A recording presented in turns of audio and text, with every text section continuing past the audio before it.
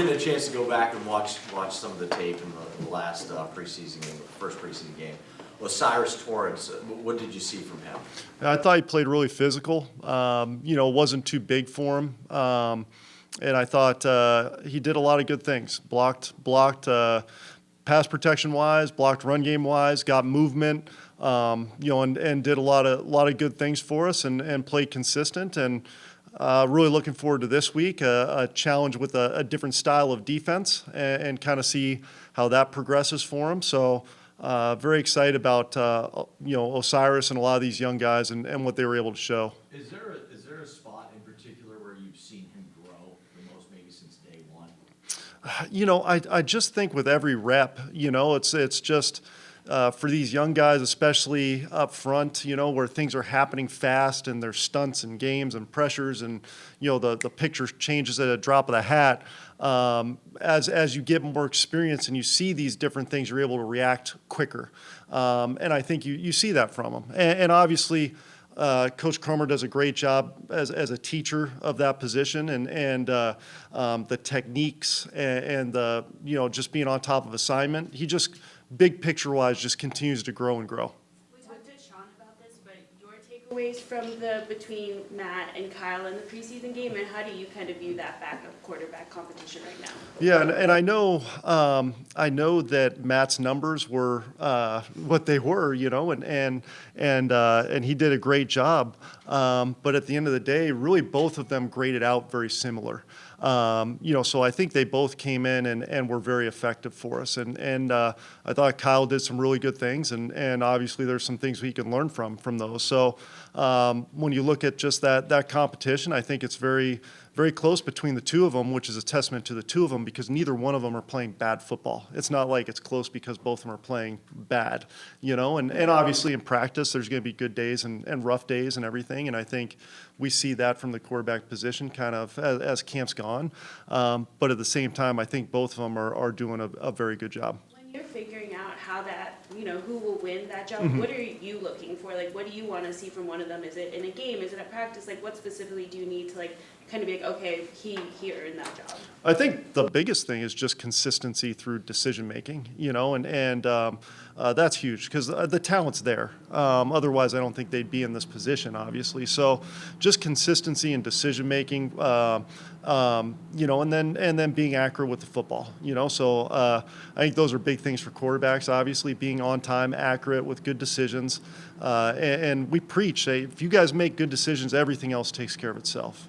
Because we feel like it's a good group around them. Josh said yesterday that when he was calling plays, Matt was 6 of 6 in that game, but 8 of 9 when you were calling them. What happened on that?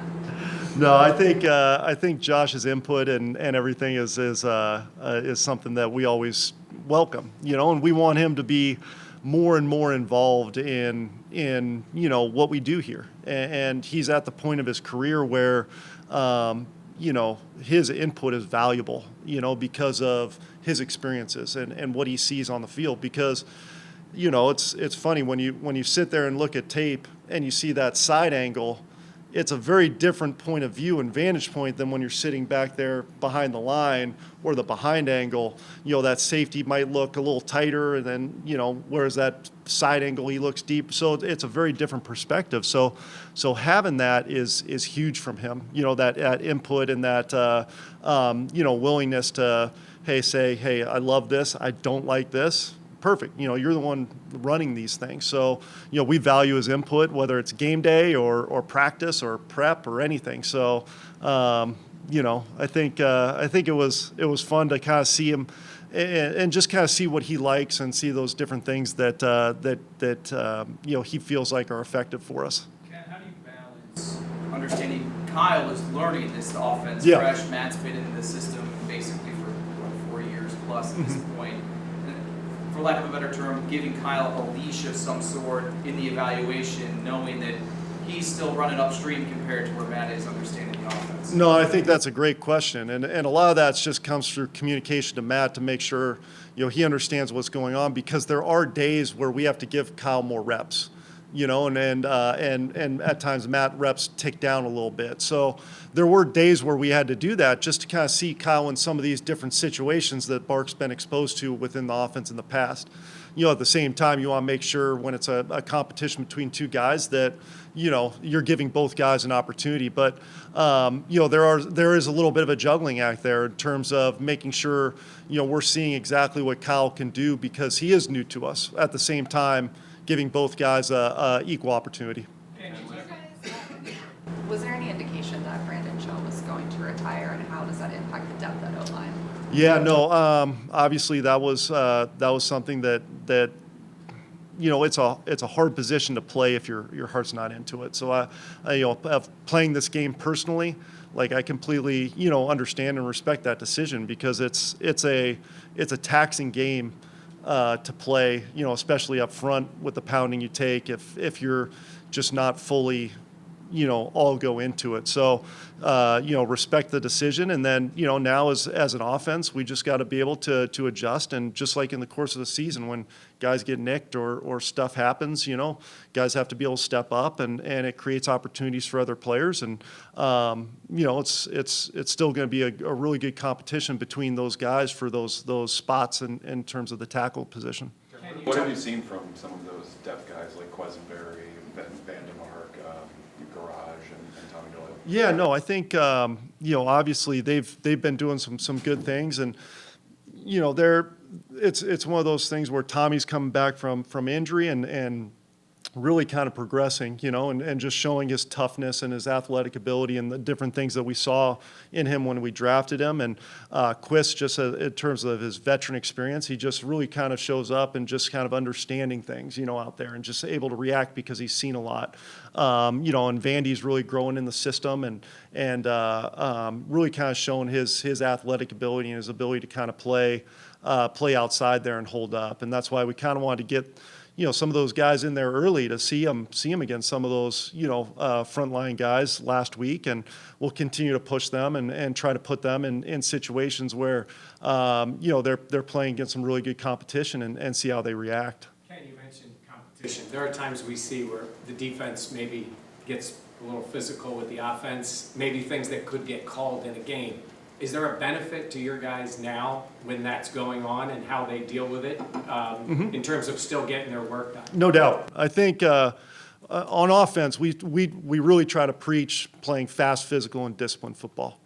And when things get like that in practice, there's no question, just as competitors that our guys are, that it's going to be, fast and physical. We'll react in a fast and physical manner. But at the same time, the first thing to go when things happen like that is your discipline and your attention to detail. So you invite, in training camp, it's a natural thing. It's like you're practicing against the same guys and things will get like that at times, but not losing your discipline in the course of those situations is really what creates great offense at the end of the day. And I think that's something that we continue to preach. And I think for the most part, our guys have done a good job of is responding to that in the manner that they need to. The back end of the receiver, I'll call it back end, sorry. It seems like there's a lot of spots for the depth receiver position. That group, I would think you'd be pretty pleased with what you saw on Saturday, and how tight are they making it for you? Well, I'll say this. I think one of the biggest things we try to do is stress them from a game playing standpoint a little bit and see what they can and can't handle. And we had very few mentals on those guys. And I think that was the really encouraging thing for me is they came out and really kind of understood what we were trying to get done and put themselves in the right position to make plays. Because the first thing is you got to know what to do so the quarterback trusts that you're going to be there when you're supposed to be there. So I thought that was kind of really one of the more encouraging things than anything, because I think all those guys have talent. We've got a good group of receivers, from top to bottom that have different traits, whether it's size, speed, quickness, whatever those things are. But it's a hard position within the offense to learn because we've tried to move those guys around a lot. Obviously, just NFL volume in general. So the lack of mental mistakes was extremely encouraging from that group, and this week will be another good test of that, and just see if that continues, and especially when games are tight and the pressure's on and all those different scenarios, that, hey, can we operate in those scenarios with a clear mind and making sure we're doing the right things? Now, when you say like they all different traits, coach, like how much do you have to think about, well, maybe we need a guy with a little more size, maybe we need a guy, like you also want to be respectful of the process of who actually earned it, but do you have to think about what you need or what you don't need as far as the traits on the roster? Right, I think there is some of that. Obviously, there's a special teams element that goes into that as well. But at the same time, the best receivers come in all shapes and sizes. The one common thing that they do is they get open and catch the ball. So those are the guys you look for, guys who know what to do, how to do it, and then they create separation and catch balls and make plays. Among that group is Andy Isabella. Mhm. What have you seen from him, especially being a guy that literally got in like what, day 1 or 2 of camp? I'll tell you what, I mean, again, just kind of go back to what I was just saying. One of the most impressive things with him is clearly his work ethic and what he does, not only from a physical standpoint, but a mental standpoint, because he's come in and had very few mistakes mentally. He's in the right spots. I think he's gained a lot of trust within the quarterback room and has done a nice job. He's in practices, like one of the first couple days, quarterbacks are making checks and he's on it. He knows what to do, So I think that's been the most impressive thing about him is just the how quickly he's come in and picked things up from a mental standpoint. And obviously the physical traits you kind of see through the plays he's making throughout camp and throughout that preseason game. With Andy, what did he do to earn that trust of the quarterback room so quickly? It's like John mentioned, he got here very early. No, yeah. Yeah. Well, I think the biggest thing is just knowing what to do, and it's just in the course of practice when, you get kind of thrown in and mixed in, it's just, hey, if everybody's watching tape and the quarterbacks do too, and it's a natural thing. And if they constantly see him in the right spots and getting open, it just continues to build that trust, and I think we've got a good group as a whole that's doing that. And, he kind of has epitomized that thus far with those younger guys. Sean has said that Josh is going to start at some point this preseason. Mm-hmm. More than likely it'll be Saturday, but whenever he does start, what are you looking from Josh to see? Yeah, I think just like anybody